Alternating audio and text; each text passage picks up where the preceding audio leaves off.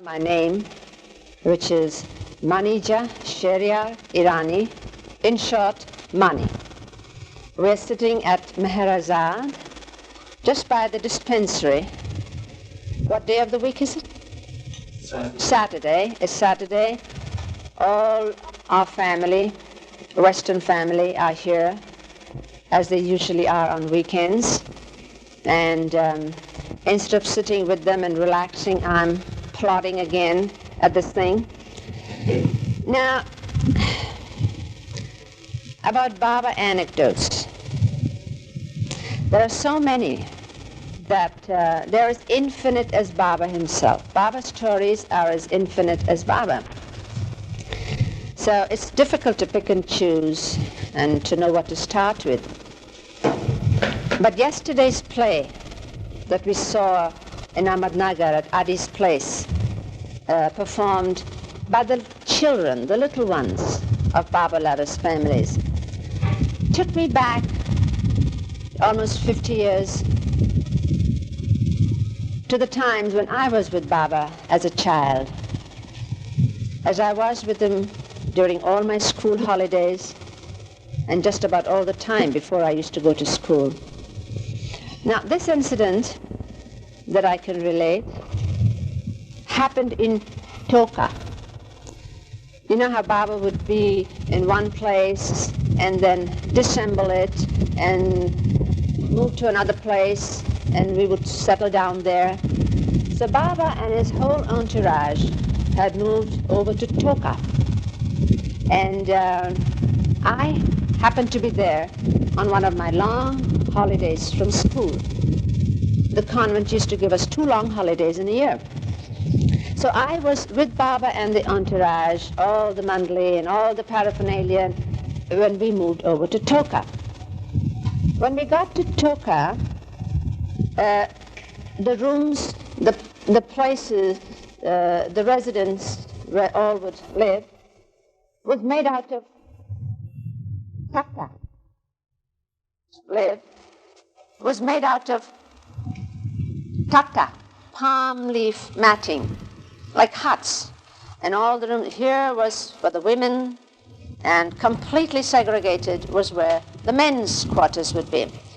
And in front of the women's palm leaf rooms and kitchen and things like that was a big space that was enclosed again by palm leaf boundary, so that the women could have a little freedom, convenience of coming out of the rooms and being secluded at the same time.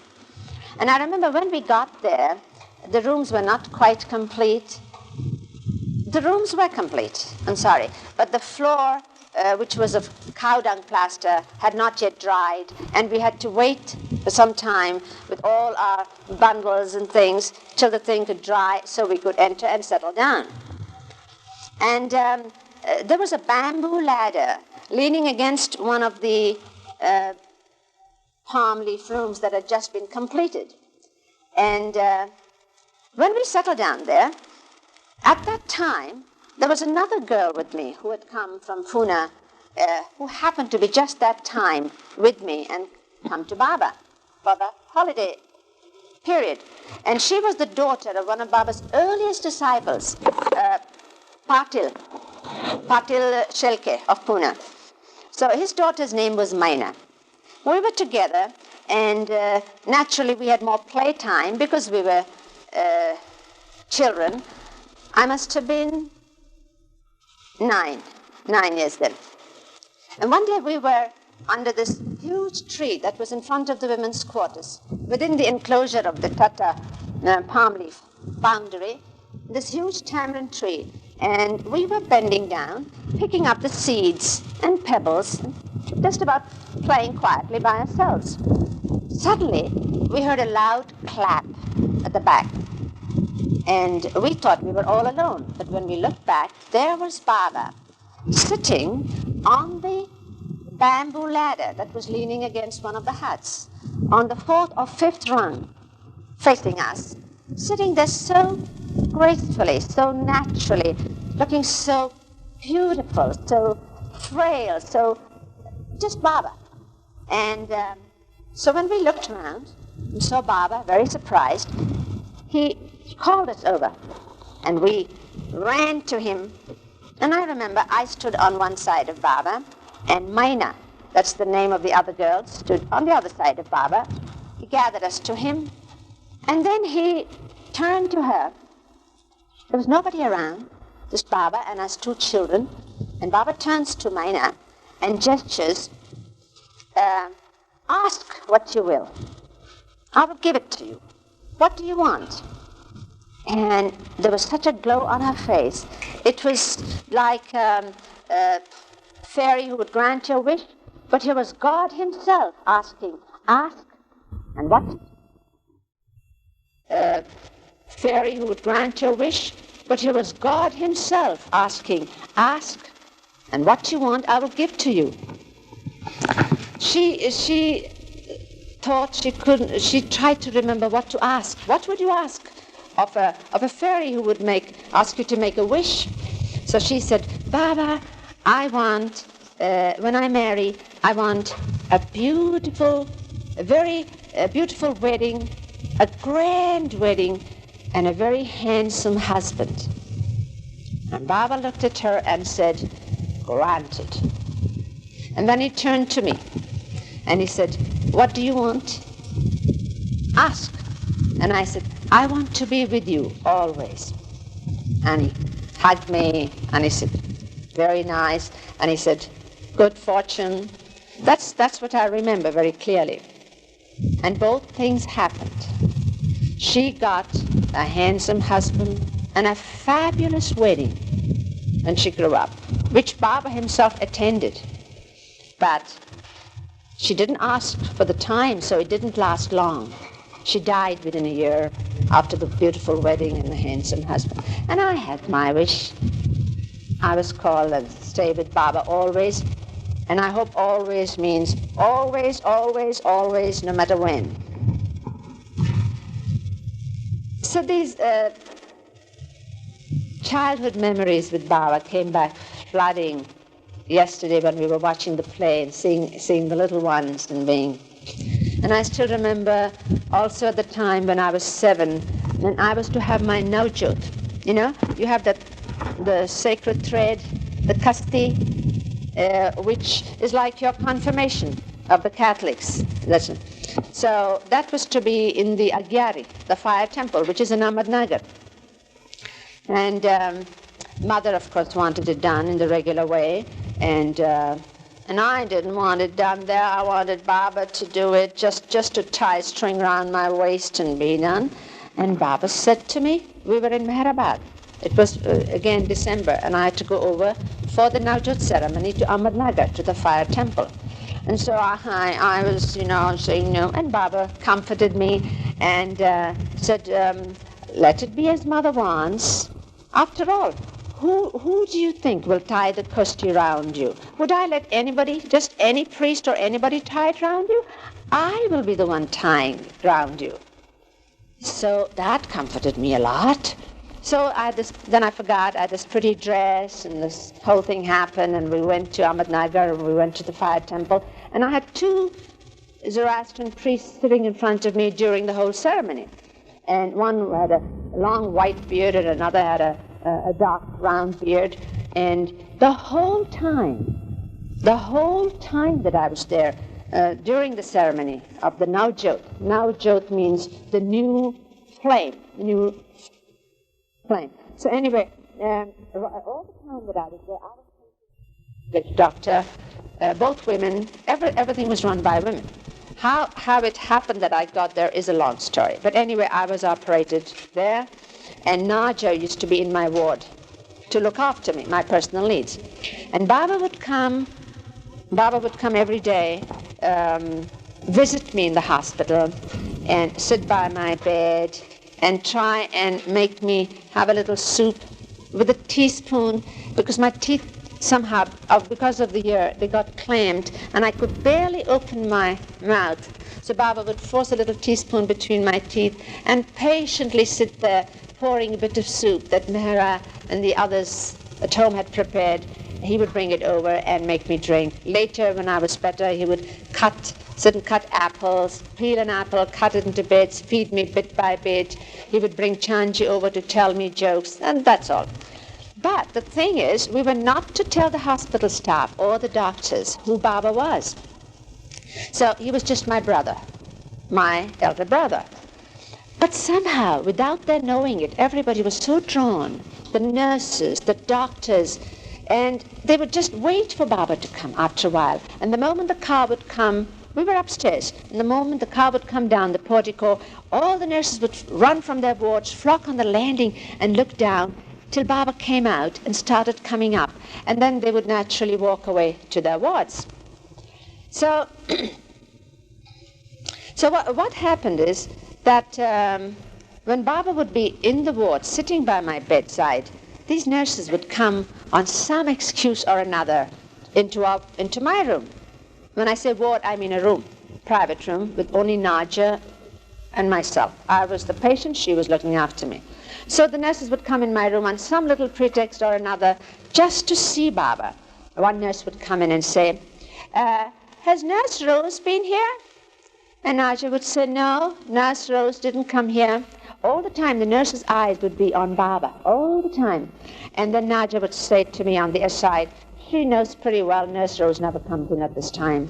Then another nurse would come, did I leave my thermometer here? All the time looking at Baba, but asking Naja.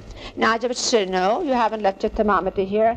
And she'd turn aside. She never takes her temperature, so how could a thermometer be here, you know? And all the time they would be looking at Baba. And they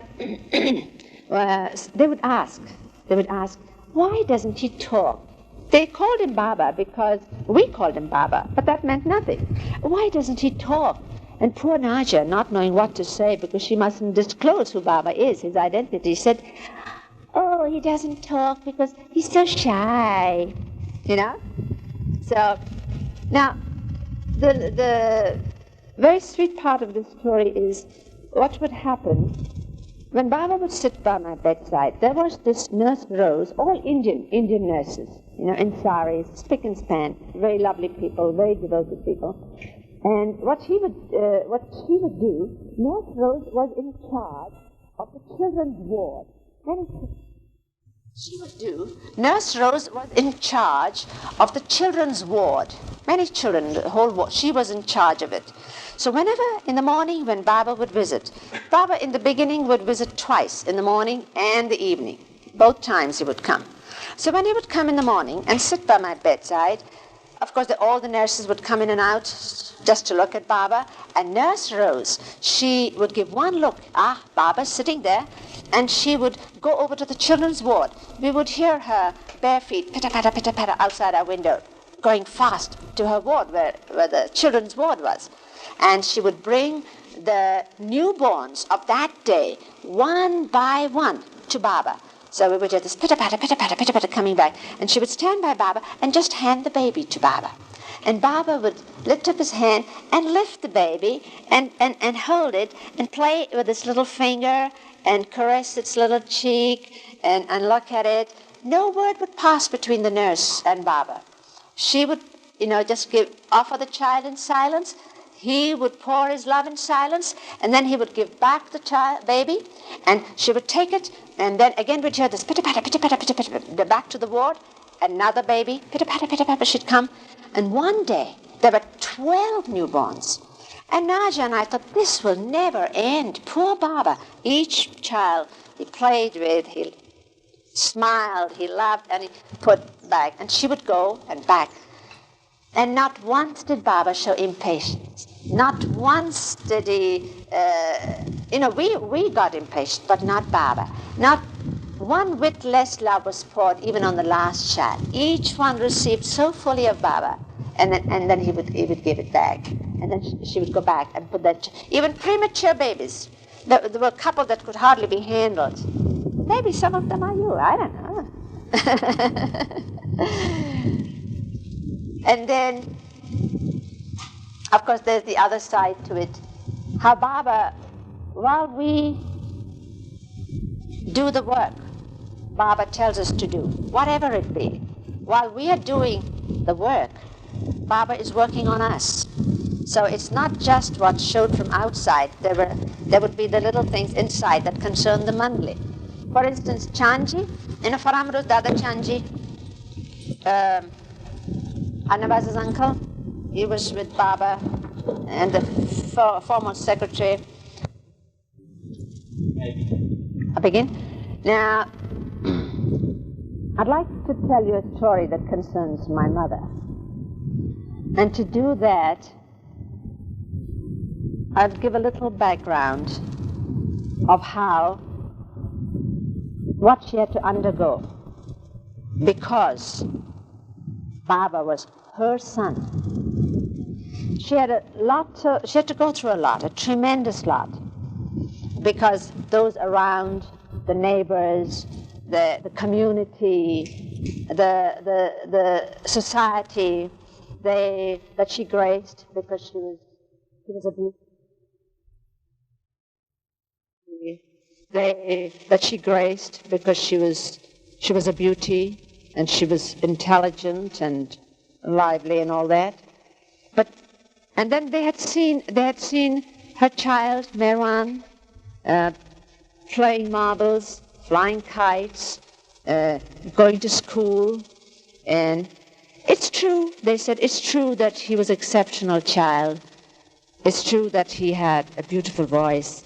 But that was not enough to give himself airs and say, what did he think he was, a Rasta or something?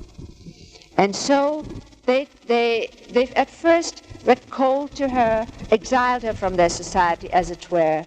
Wherever she would enter, they would stop talking and the whisperings would go on. Her son, oh, her son.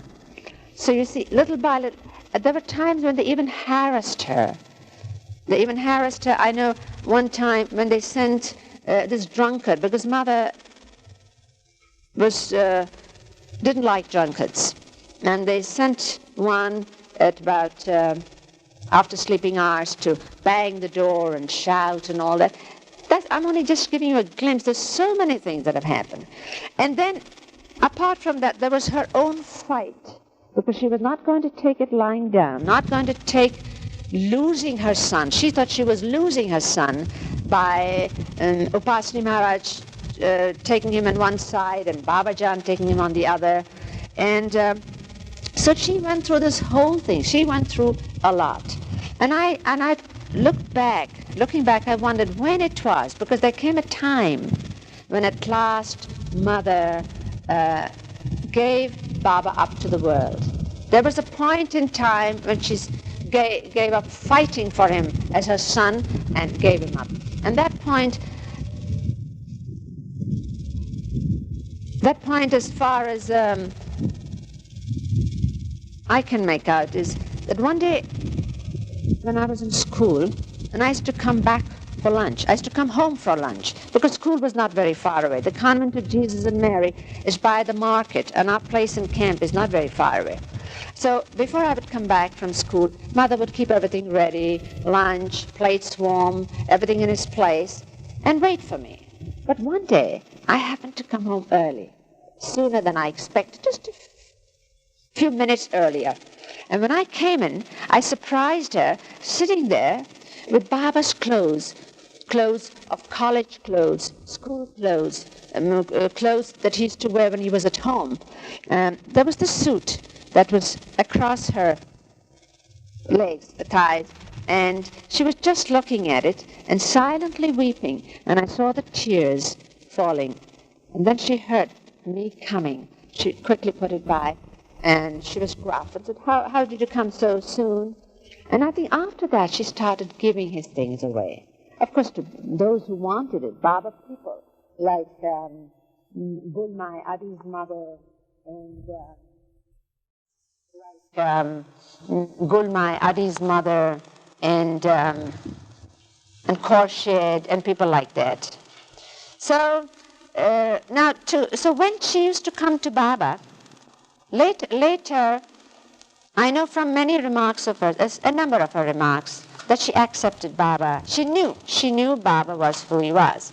So having had all this in Pune and in other parts, when she came to Meherabad or Meherazad or wherever Baba was, she would like a little, more attention from Baba, because you see, she was now, her son was for the world, but there she would. So I don't know what happened. One day we were in Meherabad, and there was a gathering again before Baba. There was a gathering, and Qawwali was being sung, and they were there, and so much movement, and Baba was so lively and so beautiful, and the lovers had come from Bombay, and they had come from other parts, and from Ahmednagar. Oh, it was a beautiful gathering. And I was there, so happy to be with Baba again, so happy to be back with Baba. And Mother would bring me over from school, you see, so Mother was with me. And suddenly I realized that something is happening. It had missed my attention, but I suddenly realized that something was happening. There was a silence, and the atmosphere was different. And I looked, and this thing was happening between Mother and Baba. And the next thing I knew, Mother stood up and said, "All right, Merog." Merog is intimate way of calling Merwan in Irani. Merog. "All right, Merog, if that's the thing, I will leave." Very dignified she was looking, and said, "I will leave." And Baba, eyes flashing fire, said, "All right," in gestures, "leave." So Mother was surprised at that. So she walked a few steps away, everybody, stupefied, just looking, watching this. And then after a few steps, Mother turned and said, "And I'll take my daughter with me." "All right," said Baba, "take your daughter with you." So I got up, and but before I started, I wouldn't budge. I looked at Baba. I was going to take orders from Baba, because Mother said, "Come, Money." And I stood and looked at Baba. Baba flashed fire at me. "Why don't you go? You heard. Go." So I had to go. Now, going means what? Leaving means what? When you were in Meherabad, leaving means you have to go to the station. And the station, as you know, is a long way away. And in those days, Meherabad, Arangaon, Meherabad was newly established, and near Arangaon, in those days, it used to be so isolated, so quiet, that to go from the station to Meherabad was a journey that was frightening, because we'd hear stories of how people were murdered and dacoits used to loot and this and that in the old days, So if we went in a tonga from the station to Meherabad, and if it was evening time, her Mother and me, we would just be Baba, we would go.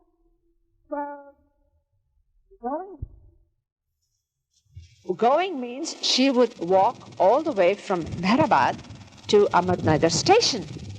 So Mother was walking, and I started walking after her. And for me, the whole world had come down, crumpled up. I don't know how it had happened. I didn't know what had happened. But finished. The world was at an end, and everything was finished. And here was we walking away from Baba, and Baba was displeased. And Mother's going to take me back to Pune. And so I would walk behind Mother and grumbling. And why did you have to do that? But I don't know what happened. And why did we have to walk away? I'm sure everything will be all right. Blah blah blah. So poor Mother just kept walking, and I kept walking, and we walked a long way. Then in the end, there was a big tree. Mother was tired. I was about 8 years. Mother was tired. And 8, 9, 7. So Mother at last sat down under the shade of this big tree. So then I started in earnest, and I said, "Why did you have to come away? Why has this thing happened to us? We were so happy, and why can..." So at last she looked up and she said, "Look, Money, if you want to go back to Merog, go, but leave me in peace. Leave me alone." Ah, that's fine. This was, a Mother's wish that I should go back. Baba wouldn't mind that. So I immediately turned round and started walking back those 2 miles that we had walked to the tree. Started walking back. And still, all my emotions in a turmoil, still I was in a daze and walking back. And as I walked a little, I saw... After walking a while, I saw in the distance, because it's a long straight road, from Meherabad Road, from a distance I saw something white, and then it grew bigger and bigger. And I suddenly realized that this ethereal vision that I thought I was seeing was Baba. Baba was walking. Baba was coming over. And then I ran, and how fast I ran. And then Baba was there, and he just took me in his arms. And because when he was walking, as he came nearer, and his hair was flying so beautifully. And when Baba would walk fast without seeming fast, Baba would just be gliding, as it were, just moving without walking or speeding, just moving, floating. So anyway, I ran so fast, and Baba gathered me in his arms, and he said, "What is it? What is it?" And I started saying, and he said, "Don't worry, everything will be all right." So then I turned back, and again, with Baba now, started walking towards where Mother was. You see, I walked with Mother, back to Baba, again with Baba, and I was holding his little finger. See, I was holding his finger of his right hand. And we walked, and because I was little and I had to, wanted to keep up with Baba, so I would keep looking down, not to miss a step. And all the time I wanted to keep up with Baba, so I would keep looking down, not to miss a step. And all the time I looked down, I could see his feet. I could see his feet. They were so beautiful, slender. And he was wearing those heavy sandals that you see in the museum up there with the comely coat, patched and heavy. And they looked so incongruous on his beautiful feet. And yet he was lifting them as if they were light and feathery.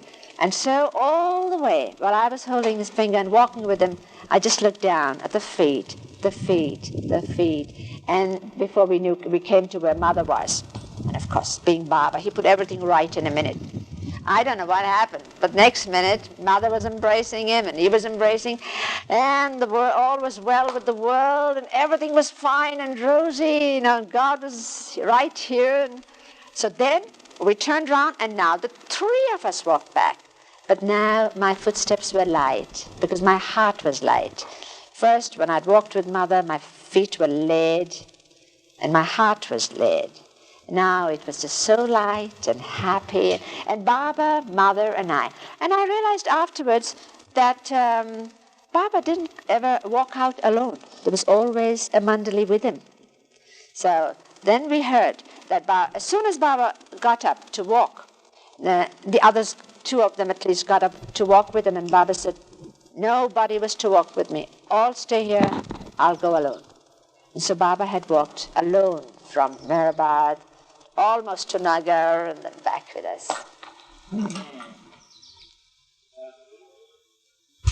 So, I'll tell you this little interesting incident about Baba House in Pune. You know, the house with the well, and where my brother Behram and the family used to live. My mother used to live there.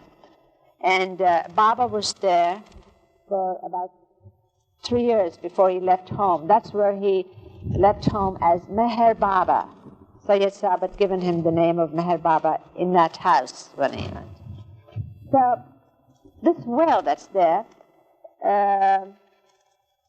Baba had put at one time with one of his disciples, had put a turtle in there, which kept the well clean, and that turtle's still living, that same turtle that Baba put in it. And Baba had said that the water of the well must not be used. At some time, Mother had asked, and Baba said, "No, don't use the water or make any use of it." So there it was, never put to use, and for anything, for years. And then in 1962, when we were in Guru Prasad, Pune, there was this flood, this terrible flood, which left an immense shortage of water in Pune. In fact, it was so critical that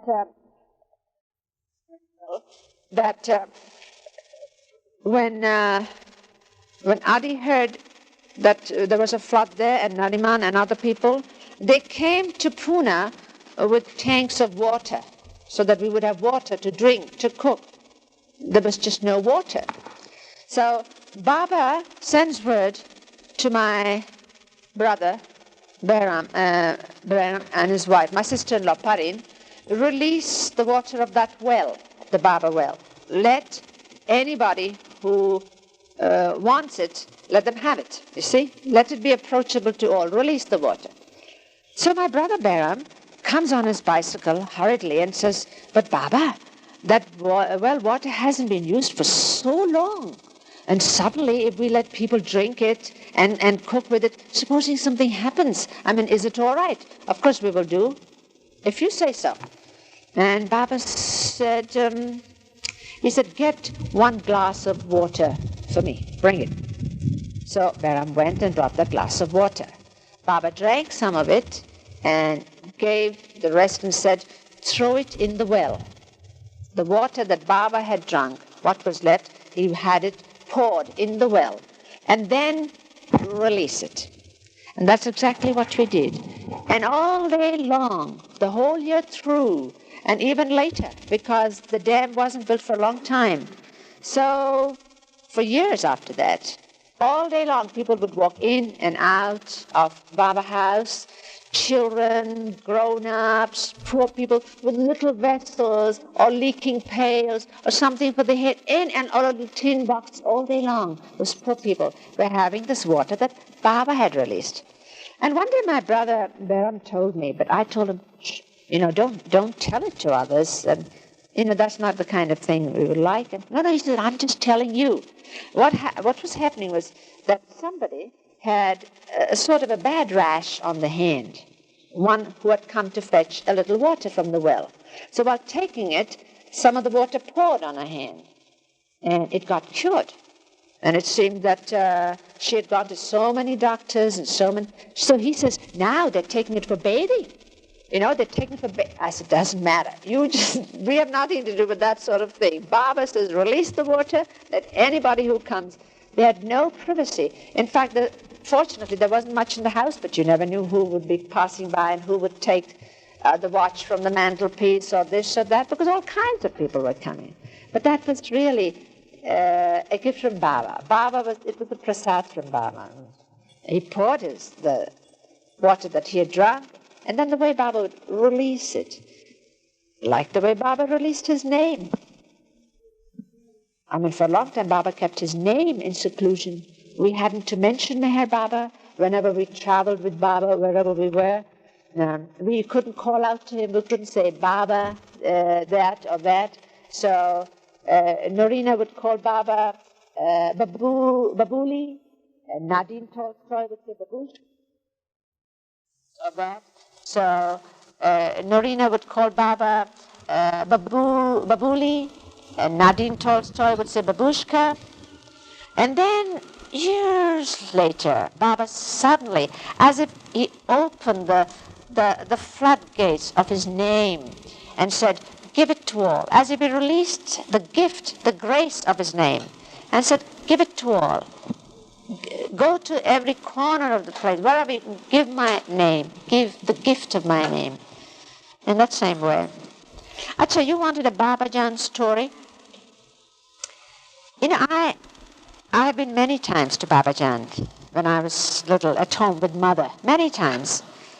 Because that was, and mother wanted to go. It was a nice outing in the evening, and it was so lovely, just sitting around Babajan. Others would come too. And the main reason why we went so often, at least mother, was because Padri's mother, Freni Masi we used to call her. Masi means auntie. Freni auntie would be there. She spent just about all the latter part of her life with Babajan. Even her room where she stayed wasn't very far away, so she was coming. She would be there all the time. And Babajan would listen to Freni Masi, where she wouldn't listen to the other stout, stalwart men who were devotedly looking after her. But a word from Freni Masi and Babajan would agree. So we would go and sit there.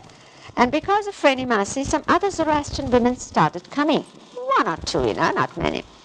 So one day, we were there, mother, myself, and Freni Masi, of course, and that other Parsi lady, Zoroastrian lady. We were sitting around Babajan with the other women and the men on that side. And Babajan never used to lie down, like we go to sleep. But she would 3/4 like that. And there was a sort of a railing round her seat, a brass railing. And I, as a child, would say, Baba Jan is in her cradle, you know. So anyway, she would be like that, and that is how she was that afternoon. And her eyes were closed. And then suddenly a leper comes shuffling along with a crumpled newspaper bundle, a dirty little bundle in the stubs of his fingers, holding, and came shuffling to Baba Jan to offer. Now anything can be offered by anybody in love, and it's to the perfect master. So here was his poor little offering, but he was to give it. So Baba Jan looked up and said, what is it? You know, and he gave it. She said, take it away, you this and that. She abused him, and she said, get out of here, I don't want to see your face again. What do you mean by disturbing me, what? So, but the man, the leper didn't mind, the beggar didn't mind, because they know that anything, even abuse from the perfect master, is a blessing. So he looked quite happy. And he shuffled away, he was laughing, and crumpled his newspaper again, and shuffled away. And he shuffled away, he was laughing, and crumpled his newspaper again, and shuffled away. Now, this is what we came to know later. In the Zoroastrian woman's mind at that time was the thought, oh, it's good, she sent him away. It was a leper. And she had learned from Freni Masi, that's Padri's mother, enough to know that if a perfect master gives you something, you must eat it. You must have it, you know, you mustn't refuse it. And she said to herself, oh, and supposing she had taken those sweets, pendas, you know, those milk sweets that we have, supposing she'd taken those pendas from the beggar, from the leper, and supposing she had given one to me, and I would have had to eat it. And she was horrified at the thought. So when Baba Jan ousted him, she was so relieved. Now, this we don't know at the time. So Baba Jan is reclining again, and the next moment she's up and screaming and, you know, shouting in her high little voice, saying, where is he, that thief?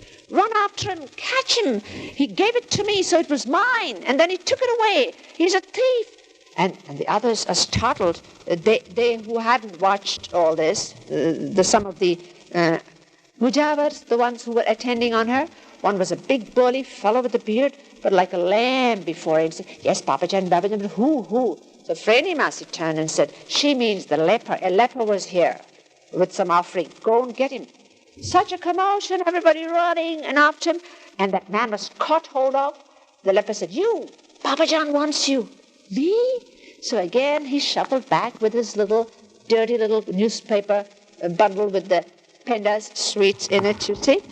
And so he shuffled back. And Baba Jan again told him, you gave it to me, so it was mine, and then you took it away, you know. So he so happily offers, so she takes it, and then she looks at it for a while, and then she picks up one peda. She turns to the Parsi woman, she gives it to her, and that Parsi woman, she takes it with both hands, because she realizes that Baba Jan had read her. And then Baba Jan crumples up the newspaper again, gives it to him, again says, why did you come back here? I told you not to show your face here again, you this and you that. And the man so happily shuffled away, you know. And then she told us afterwards, that Parsi woman afterwards lady told us, she said, this is what happened. In my mind's eye, I was so frightened in my mind that supposing Baba Jan gives me a sweet from the leper, and then when she picked out just me, I knew that anything from them is just nectar. So she ate it very happily. She was very happy about it. Now, this other story is, again, about Baba Jan. I was again, how old? Maybe I was 10, 9, 10. I was in Pune with mother because it was the time when I was going to school. So the next best thing to being with Baba when I was away from him, when I was separated, which was a terrible thing for me, was that somebody who was living with Baba was coming home to stay for a few days. Ah, that was heaven, anybody from Baba. So one day, at one time, it so happened that Baba sent my sister-in-law, my eldest brother's wife, who was with Baba at that time. He sent her home for a few days for some work. So her name was also Khorshid. That's why she was known as Big Khorshid, and the Khorshid who's now in Bombay was known as Little Khorshid, Small Khorshid, Big Khorshid and Small Khorshid. So Big Khorshid had come home, and I was so happy. Oh, didn't want to go to school, didn't want to do anything. Fortunately, it was also a weekend.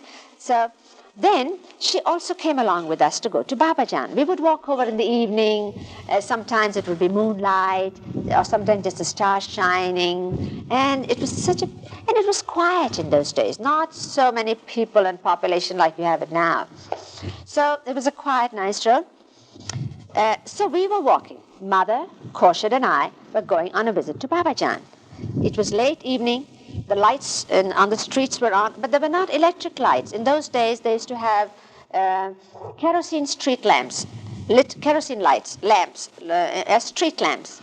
And so when you would walk on the streets, part of it would be suddenly lighted, then part would be dark, then suddenly lighted, more so. So as we were going towards Babajan on that particular day, you're leaving? Just stop, please. So we were going to Babajan, my mother, my sister-in-law, Khorshid, and myself. And as we were walking, it was nighttime, the street lamps were lit, and it used to be so quiet. There didn't used to be crowds on the streets, on the road there.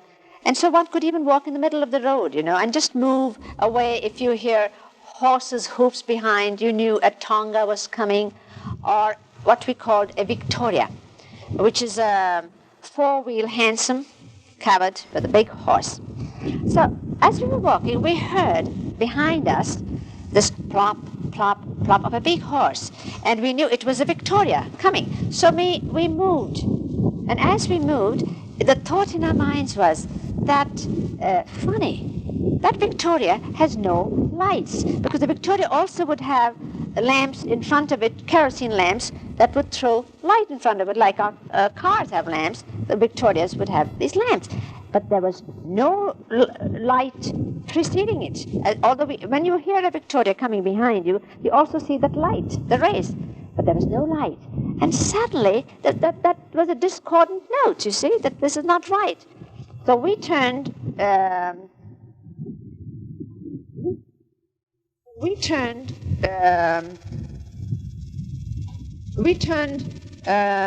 towards it automatically.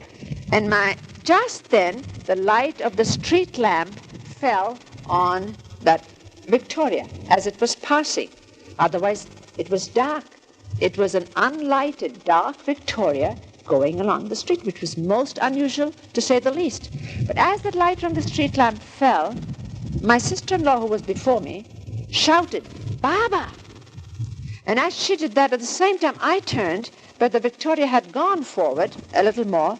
So all I saw was, from here, somebody sitting in the Victoria, in the dark, with no lights in there, was just from here. And it was Baba's sadra, Baba's feet, Baba's sandal. So I also got excited, said, "Baba!" So my sister-in-law started running after the Victoria.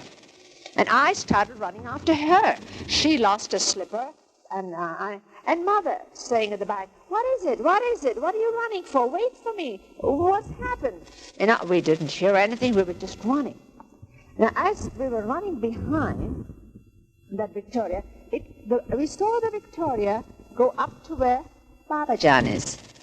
And then we saw it turn into a narrow lane that's next to where Babajan's seat was, where Samadhi was. You will see on the right there's this.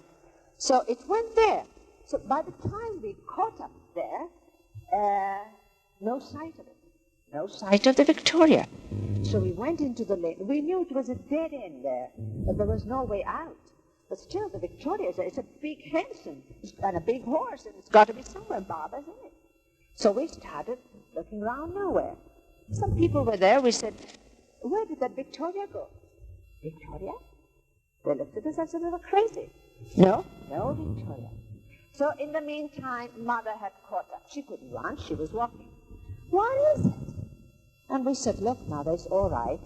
But we saw Baba and the Victoria. Isn't that just like Mero? He's probably told the whole of Pune that he's coming. But would he tell his mother? No.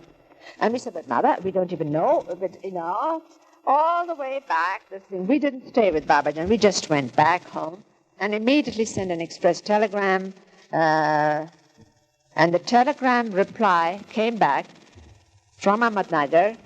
Baba in Meherabad all the time has not visited Pune.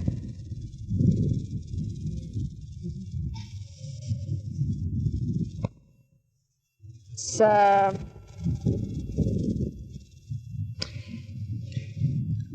it's not amazing because it's so natural for Baba, who's God, who's love. But Baba, it would surprise us. We would not have the patience about it. But the way Baba would sometimes, look through a thing that was offered to him, the way Baba would look through a thing that was offered to him and see the love, what prompted it, the depth of the love, and how he would praise it, even though on the surface, because we can only see the surface. And on the surface, what we could see was, just nothing. But Baba would look deep down, through it. For instance, like Erich would read out correspondence to Baba up in the hall here. And I still remember there was once a long poems, just pages of poems somebody had sent, and it was being read out to Baba, and Baba was saying, good, huh? Very good. What do you think? Good. And I was groaning inside me saying, oh no, this junk, this absolute junk. And now Baba keeps saying it's good. So Erich will write back to that person and say, Baba's so happy with it. And of course it'll be printed in a book and everybody will read this. And what will they think of Baba? All this will be going on. But again and again, so many times we have seen that. And I used to think Baba overlooks it, but it's not overlooking it. Baba looks through it. What we see is the surface. And that's why we cannot judge. He sees underneath. So there's this little incident when I was little and I used to go to school and I would spend all my holidays with Baba. And then when going back after the holidays were over and he wanted me to go back to school, go back with Mother to Pune, attend school, not run away, do your studies well and all that sort of thing. So it was terrible, that separation. So all through in the train with Mother, I would weep, and I would weep, and I'd weep, and this tears just kept coming. And my mother must have been very patient. I never thought of her at the time. And my mother turned around once to me and said, Nani, all these passengers in the train, all these people, they're not looking at you, they're looking at me. They think I'm your stepmother or something, and that I've been cruel to you. And she said that in the vernacular, so nobody could understand, in Dari, in the dialect, Irani. So I looked up and I looked around. They were all glaring at Mother, sort of, what has she done to that sweet child? After that I was. But going back was very, very hard. So when I'd get home, I had a little tin box, a very battered little bag. But it was all my own, very personal. And I'd tell Mother, now don't touch this. You're not to dust it or do anything. You're not to touch this. And she said, I wouldn't touch it with a pole. You keep your battered box, you see. But I would keep it, and I would start collecting things all ready for the next holiday when I would be with Baba. This I will take, and this I will show him, and this is a joke he will like, and this is a song I must give Mera, and all these little things, and gifts. So last thing when I would leave home for school, I'd open my little box and see everything was all right. First thing when I'd come back from school, open the box, it was there. So I would, gather these little gifts. I'm going to murder him sometime. I'd gather these little gifts. I'm going to murder him sometime. I'd gather these little gifts. This is for Mera, this is for Naja, this is a poem, this is a that. So now, what for Baba? Because I would collect my pocket money. I'd also use some of it and then collect the rest of it. Now, what shall I do for Baba? Something very special it must be. So one day I met this man in the hand cart. This man in the hand, selling things in the hand cart. And he had what was new at the time, novelty then, this glazed crockery with beautiful colors.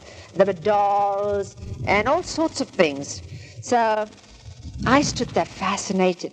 And then I saw this pair of ducks, beautiful golden ducks, golden yellow ducks with holes in their heads for salt and pepper. And I thought, that I must have for Baba. I must have that for Baba. So I asked him, how much is it? I was short 1 pice, but I managed. Anyway, I brought those ducks back, put them in my bag.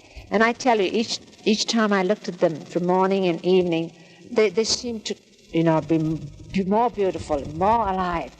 At last the day came when I was going back to Baba. The holidays started. So I went and I gave the gifts to all. And Baba knew there was a gift from him. He said, what's for me? And I said, Baba, this. And I tell you, you would have thought when Baba took them in his hands, you would have thought that that's the one thing Baba had been waiting for all his life. I mean, he had the universe, that's true, and he was God and all that, but this is just one thing he'd been waiting for and never had. He made so big of it. You see, it's the love at the back. But I, being a child, said, oh, I'm so glad I got it. Baba loves it so much. Supposing I hadn't got it, Supposing I got something else. It must be the ducks. And then Baba had sent message inside, because Mera would send Baba's food on the tray at that time, that whenever my food comes, this salt and pepper cellar must be on it. And I said, but that's how Baba would make you feel. If you do for him even a little thing. I always say that Baba's love, Baba is like a full cup. Baba is like a full bowl in a brimful. So that even if a little thing like that you do for Baba or put in, it overflows. You see it. You see the overflow. But it has to overflow because he's full. But when you do it for yourself, it's like putting it in a hole. No matter how much you put, you won't even see it come up. You'll never see it. But for Baba, when you do it, he makes big of it too. He does. Bas. Well, we were talking about Baba Jan, one of the 5 perfect masters. Who was instrumental in the advent of Avdal and Baba. If I came out first in class, then Baba would keep me with him always, That's the way Baba made me study a little more. I wanted to leave school just when I was a tot. Just come and be with Baba. But he kept me going till I was a little educated. Not much, I'm still very uneducated, but to a point, he got me there. So that is the only thing only once that I saw Narayan Maharaj, and I saw Upasani Maharaj when I was little. Adi's mother, Gulmai, said that on my 2nd birthday, I was there with Mother. Mother at that time had given up fighting with Maharaj for Marwan and with Babajan. And he said, Maharaj kept, put me on his lap and fed me that sweet rava. And so I didn't remember that. But I saw Maharaj, Upasani Maharaj, later in Pune, when he had come once at Sadashiv Patil's place. And Mother and I went. And just one by one we went and bowed down like that. And he was sitting like that, and he just looked up. They said that's what he does most. And then he looked down again. That's all. Tajuddin Baba I never met. But from the very first, that Baba was God and Baba was my brother. And that was all. I demanded things from him as a brother, and wanted to be with just. I knew he was both. He was both. It's an extraordinary thing. He was not one without the other. He was brother, God, brother. See my rabbit in the shade? That's nice. Huh?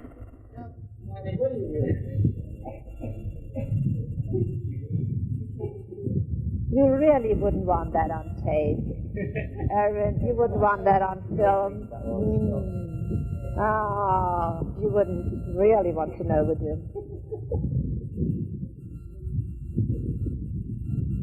Well, it's like anything else. I know you're doing it for posterity. And someday when I meet that posterity, she must be a woman. Boy, I'm going to have it out with her. Now, what, Can you think of any more stories now? Huh? I can't think. Period. You want my rabbit? What rabbit? I'll pick up my trail. That'll have to be in the sun. Yeah. Could you hold it for me? People like my rabbit.